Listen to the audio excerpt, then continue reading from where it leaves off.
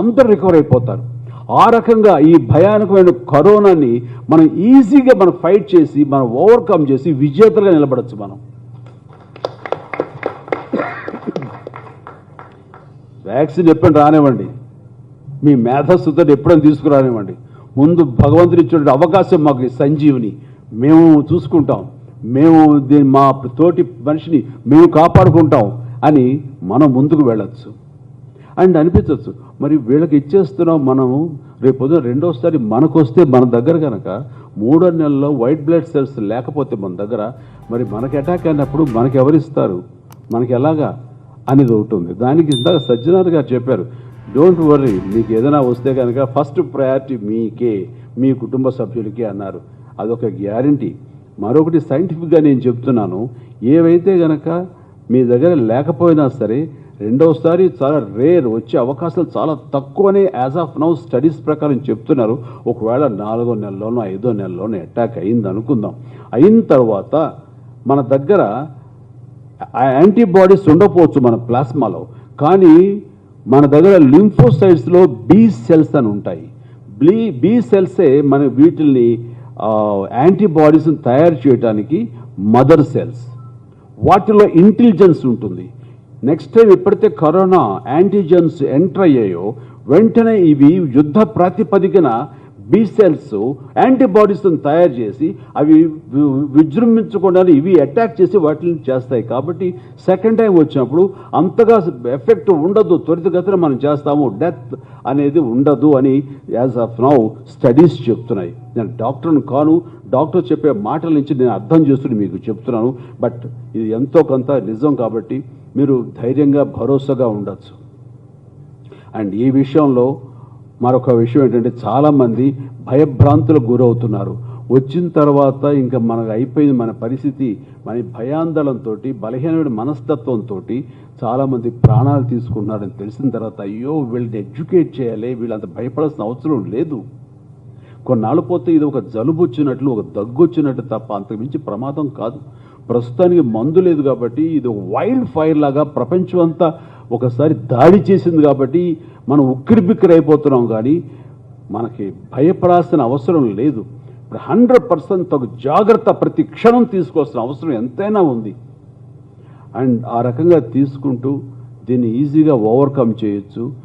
ఎవరైతే కనుక రికవరీ అయ్యారో వాళ్ళందరూ కలిపి ఆయా డైరెక్షన్స్ ఇచ్చిన దాని ప్రకారం ఆయా చోట్లలో నిర్దేశిత ప్లేసెస్లో, నిర్దేశిత హాస్పిటల్స్లో, నిర్దేశిత రక్త నిధులుండే ఆ బ్యాంక్స్లోకి వెళ్ళి వాళ్ళు కనుక బ్లడ్ ఇవ్వగలిగితే ఆ బ్లడ్లో నుంచి ఆ ఒక్క కాంపౌండ్ తీసుకుంటారు, ప్లాస్మా కాంపౌండ్ తీసుకుని మిగతా తిరిగి అదే సమయంలో మీ బాడీలోకి ఎక్కించేస్తారు.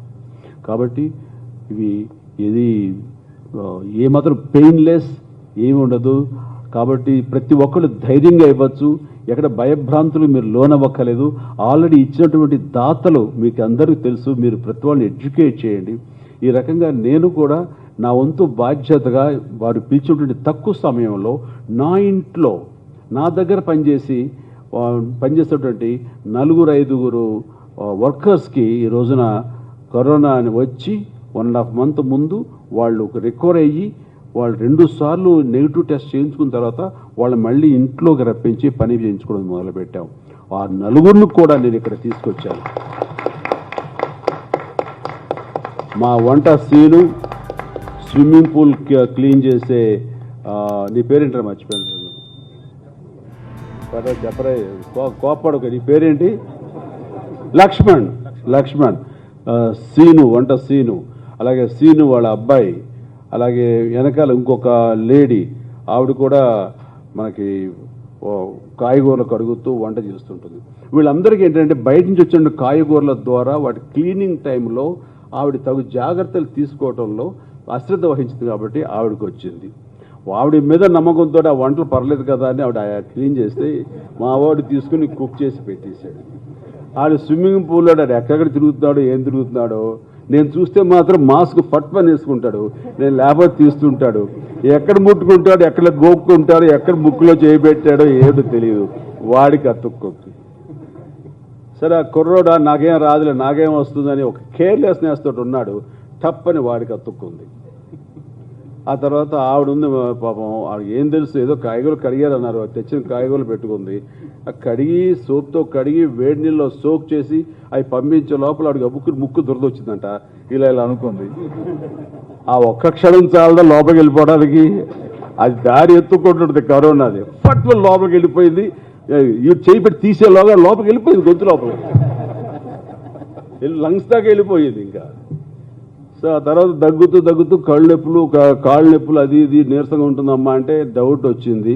నువ్వు ముందు ఇంటి నుంచి వెళ్ళిపో బయటకని ఒక వేరే ఫ్లాట్ తీసుకుని వీళ్ళందరినీ క్వారంటైన్ హౌస్గా అక్కడ పెట్టి వాళ్ళకి ప్రాపర్ ట్రీట్మెంట్ ఇచ్చి, వేరే ట్రీట్మెంటే లేదు, ఫీవర్ ఎక్కువైతే కనుక పారాసెటమాల్ ఇవ్వాలి, ఒళ్ళు నొప్పులు ఎక్కువైతే కనుక డోలో ఇవ్వాలి, ఇలాంటివి ఏవో అనుకుని వాళ్ళకి అందరికి ఇచ్చి, అది దూరంగా భోజనం కూడా ఏదో జైల్లో ఉంటే అలా తోసేస్తారు, అట్లా ఫుడ్ పెట్టి కర్మ వాళ్ళు తిని వాళ్ళు ఆ రకంగా విత్ ఇన్ నో టైం వాళ్ళు రికవర్ అయ్యారు. అయినా సరే ఇంకొక 10 రోజులు ఎక్స్ట్రాగా వాళ్ళని అక్కడే ఉంచి బ్లడ్ టెస్ట్లో 2 సార్లు చేశాం. చేసిన తర్వాత అప్పుడు స్వాబ్ తీస్తే కనుక కరోనా లేదు అండ్ ఫుల్ నెగిటివ్. అయితే వాళ్ళ బాడీలో మాత్రం యాంటీబాడీస్ ఉన్నాయి. అందులో వాళ్ళందరూ రిచ్గా ఉంది యాంటీబాడీస్. వాళ్ళు ఇవ్వగలిగితే కనుక ఒక్కసారి ఇవ్వగలిగితే 3 ప్రాణాలు కాపాడినట్టు అవుతుంది. అలాంటి గొప్ప అవకాశం వాళ్ళకుంది. అయితే ఇందులో నేను విన్నది ఏంటంటే బిడ్డల్ని కన్నటువంటి మహిళలు ఇచ్చే అవకాశం చాలా తక్కువ లేదని అంటున్నారు. అది సబ్జెక్టు కరెక్ట్. ఒకవేళ ఇవ్వగలిగితే కనుక ఆ ఒక్కవిడి తప్పించుకుంటుంది. నీకు బలంగా ఉన్నా ఇచ్చేస్తానండి అంటే కనుక నువ్వు ఇచ్చేమో పర్లేదు, చూద్దాం, డాక్టర్లు చూసుకుంటారు. ముందు ఇచ్చేమో అది వాడుకుంటారు, లేదా వాళ్ళు ఇష్టం. నీకు సంతృప్తి ఉంటుంది, నేను ఇచ్చాను నా బిడ్డల కోసం అనే సంతృప్తి నీలో ఉంటుంది. నువ్వు ఇచ్చేస్తావు, నాకు తెలిసిపోయింది. నువ్వు ఫుల్ మోటివేట్ అయ్యి ఉన్నావు. ఓకే, కూర్చోండి. సో అట్లాగా ఇలా మనం చెప్పగలగాలే కానివ్వండి, రాకుండా పోరండి. నేను ఎంతోమందిని అడుగుతుంటే కనుక మాకు డైరెక్షన్ చేసేది ఎవరు లేరండి, మాకు ఇవ్వాలని ఉంటుందండి, ఎవరు చెప్తారండి, ఎవరైనా చెప్తే కనుక మేము ఖచ్చితంగా చేస్తామండి అని ఆ రకంగా చాలామంది.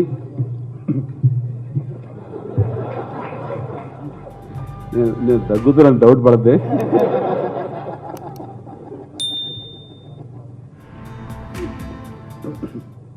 ఎక్కడ దగ్గాలంటే భయం వేస్తుందండి. ఏదో చిన్న చోకు వచ్చి దగ్గిన గబుక్కుని ఏదైనా ఎలా చూసి తుమ్మినా సరే భయం వేస్తాడు. అది వాడు కూడా దూరంగా జరిగిపోతున్నారు. కర్మ ఇవన్నీ ఒక ఎత్తు. ఇంట్లోకి వెళ్ళి ఆ సురేఖ ఎలా ఉన్నా అంటే ఇలా చేసేస్తుంది, ఏదో తీసేది కదా, అట్లాగా చక్కగా చేస్తే తను కూడా దగ్గర అలా ఉండేది. ఇప్పుడు చేయేస్తే అంటే దూరంగా వెళ్ళిపోతున్నారు. ఓహో, అప్పుడు అర్థమైంది. కూడా నమ్మట్లేదు మనల్ని. సరే, ఓకే, సోషల్ డిస్టెన్సింగ్ ఉండొచ్చు, కానీ భార్యాభర్తల మధ్య కూడా ఏర్పడిపోయింది. కర్మ సిచ్యువేషన్, ఏం చేస్తాం ఇది. బట్ ఏమైనా సరే లైటర్ వెయిన్ పక్కన పెడదాము. Serious of it is. ప్రతి ఒక్కళ్ళు అత్యంత జాగ్రత్తగా ఉండాల్సిన పరిస్థితి. ప్రతి క్షణం కూడా మనం జాగ్రత్తలు తీసుకోవాల్సిన సేఫ్టీ ప్రికాషన్స్ అన్నీ మనం ఆచరించాల్సిన అవసరం ఎంతైనా ఉంది. దీని పరిణామం, దీని తీవ్రత ఎంత ఉందనేది మనం అప్పుడు ఏమీ చెప్పలేని పరిస్థితి. కాబట్టి ఇక్కడ ప్రతి ఒక్కరికి నేను చేతులు ఎత్తి నమస్కరిస్తూ వినమ్రంగా తెలియజేస్తున్నాను. బాధ్యత గల మన సొసైటీలో ఉన్నటువంటి మనము కరోనా నుంచి తేరుకున్నటువంటి వ్యక్తులుగా, నెగిటివ్ వచ్చినటువంటి వ్యక్తులు, వాళ్ళలో అబండెంట్ యాంటీబాడీస్ ఉంటాయి. కాబట్టి వాళ్ళు 3 నెలల వరకు దాదాపుగా ఎవ్రీ 10 రోజులకి, వారానికి, 15 రోజులకి ఇచ్చే అవకాశం ఉంది. ఒకసారి ఇస్తే అది 3 వరకు వాళ్ళ ప్రాణాలను కాపాడుతుంది. కాబట్టి ఆ రకంగా మీరు ఇవ్వటానికి ఈ క్షణం నుంచి సమాయత్వం అవ్వండి, చెయ్యండి. రేపొద్దున మీకు అవసరం వచ్చినప్పుడు కూడా అంతేమంది తరలి వస్తారు. మీరు ఇస్తే దానికి ఎన్నో ఫోల్డ్స్ బౌన్స్ బ్యాక్ అయి మీకు సపోర్ట్ నిలబడతారు. కాబట్టి ఇది అత్యంత అవసరం, మీరు ఇవ్వండి. 2 రాష్ట్రాల్లో ఉన్నటువంటి, తెలుగు రాష్ట్రాల్లో ఉండే వాళ్ళకి ప్రతి ఒక్కరికి నా ఈ వేదిక సమక్షంలో నేను విన్నవించుకుంటున్నాను. ప్లాస్మా అన్నది ఒక సంజీవిని. ఈ రోజున మన తోటి మానవులు ఎంతోమంది కరోనా బారిన పడి సఫర్ అవుతున్నారు. అలాంటి వాళ్ళకి మీరు ఇవ్వగలిగితే కనుక త్వరితగతిన వాళ్ళు కోలుకుంటారు. వాళ్ళు మీకు జీవితాంతం రుణపడి ఉంటారు. అలా ఇవ్వటం మూలంగా మీకు ఉండే సంతృప్తి అంతా ఇంత కాదు. నిజంగా భగవంతుడు అనేవాడు ఉండే కనుక ఖచ్చితంగా మీరందరూ పునీతులు అవుతారు. ఆ రకమైన సంతృప్తి మీరు పొందండి. కరోనాని ఎదుర్కోవటానికి ప్రస్తుతం భగవంతుడు మనకి ఇచ్చినటువంటి ఒకే ఒక వెపన్ ప్లాస్మా. దాంతో మనం ఎదుర్కొందాం, మనమే దీన్ని నిర్మూలిద్దాం. ఆ తర్వాత వ్యాక్సిన్ వస్తే చూసుకుందాం. ఇది పోటీ, మానవత్వానికి సైన్స్ల మధ్య ఉన్నటువంటి జరుగుతున్న పోటీ. ఇందులో సైంటిస్టుల కంటే కూడాను మానవత్వం ఉన్న మనుషులే విజయం పొందాలని మనస్ఫూర్తిగా కోరుకుంటున్నాను. Thank you so much. నమస్తే. అండ్ మరొకసారి మీరు నాకు ఇచ్చిన అవకాశానికి చాలా చాలా సంతోషం అండి. అండ్ ప్రతి ఒక్కరికి నేను please like and subscribe to Telugu 99 news. Please subscribe Telugu 99 news. Hello, నా పేరు రాజీవ్ తెలుగా. తెలుగు 99 న్యూస్కి సబ్స్క్రైబ్ చేయండి. Thank you. Please like, share and subscribe to Telugu 99 news channel. Thank you. Subscribe to Telugu 99 News. Hello everybody, please do subscribe to Telugu 99 News channel. Please subscribe to Telugu 99 news. Thank you. Please subscribe Telugu 99 News channel. Please subscribe to Telugu 99 news. Telugu 99 news ఛానల్కి శుభాకాంక్షలు. మా channel నుండి వచ్చే మరిన్ని updates కోసం subscribe button press చేసి పక్కన ఉన్న బెల్ ఐకాన్ని నొక్కండి.